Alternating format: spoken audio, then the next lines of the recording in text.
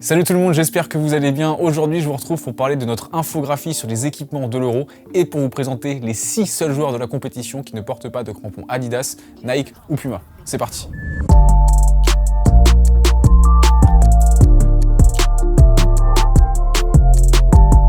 À l'occasion de l'Euro, comme pour chaque grande compétition internationale et pour chaque saison de Ligue 1, on a analysé les chaussures de tous les joueurs participant à la compétition, 615 au total. Et voici les 6 seuls joueurs qui ne portent pas de crampons Adidas, Nike ou Puma. Deux Anglais, Raheem Sterling et Bukayo Saka, qui jouent tous les deux avec la New Balance Furon V6+. Ils ont tous les deux récemment rejoint la marque américaine et ça confirme la volonté de la marque américaine qui a pour souhait de se développer en profitant de la visibilité offerte par les joueurs évoluant dans le championnat anglais. Donc on a eu Raheem Sterling, on a eu Bukayo Saka, on a eu Eze à Crystal Palace, on a eu Harvey Elliott, la pépite de Liverpool, et on a aussi vu Calvert-Lewin s'entraîner avec une paire de New Balance à plusieurs reprises. Et également en furon dans la compétition, le gardien ukrainien Bushchan. Plus surprenant, le belge Thomas Vermaelen qui joue en ASICS DS Lite. Deux raisons pour expliquer cela, il joue au Japon, pays d'origine de la marque où elle est également très populaire. Deuxième raison, il joue au Vissel Kobe qui est également le club d'Andrés Iniesta qui joue lui aussi en ASICS, peut-être qu'il s'est tout simplement laissé tenter, laissé convaincre par son coéquipier. On bascule en Russie où on retrouve le russe Zirkov, l'ancien de Chelsea qui lui joue en Mizuno Morelia Neo 3 et on termine avec le plus connu,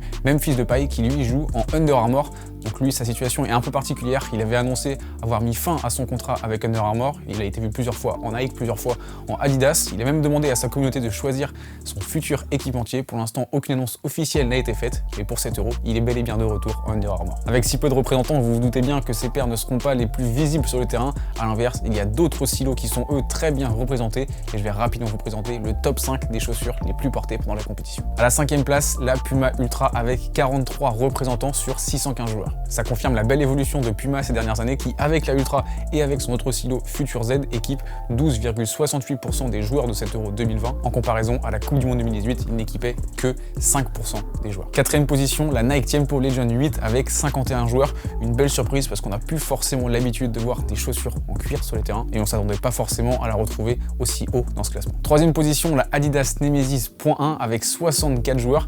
Là encore, c'est assez surprenant tout simplement parce que la Nemesis devrait bientôt disparaître cet été, à un moment où pourtant on la voit de plus en plus sur les terrains, un moment où elle est de plus en plus portée par de plus en plus de joueurs. Et enfin, au sommet de ce classement, c'est Nike qui réalise le doublé avec la Phantom GT à la 2e place, 66 joueurs équipés, et la Nike Mercurial Vapor 14 à la 1re place avec 84 joueurs. Ça va un peu à l'encontre de ce qu'on pouvait voir ces derniers mois. Nike perdait de plus en plus de joueurs, Nike perd de plus en plus de joueurs, c'est un fait. En revanche, on voit que même s'ils perdent des joueurs, ils équipent toujours la majorité, ils équipent plus de la moitié des joueurs de l'Euro. Je sais pas si vous vous rendez compte, mais c'est tout simplement énorme, 52% au total. Et en plus de ça, toutes les têtes d'affiche sont chez l'écurie américaine, Cristiano Ronaldo, Kylian Mbappé, Harry Kane, Lukaku, Jadon Sancho, Marcus Rashford, j'en passe et des meilleurs. Comme quoi, tout ne va pas si mal que ça chez Nike. Voilà, on arrive déjà à la fin de cette vidéo, j'espère que celle-ci vous a plu. Si vous souhaitez plus d'informations sur notre infographie, je vous mets le lien dans la description et juste ici. Sinon, comme d'habitude, je vous laisse réagir dans les commentaires, mettre un petit pouce bleu, vous abonner si ce n'est pas déjà fait. Et on se retrouve la semaine prochaine pour une nouvelle vidéo.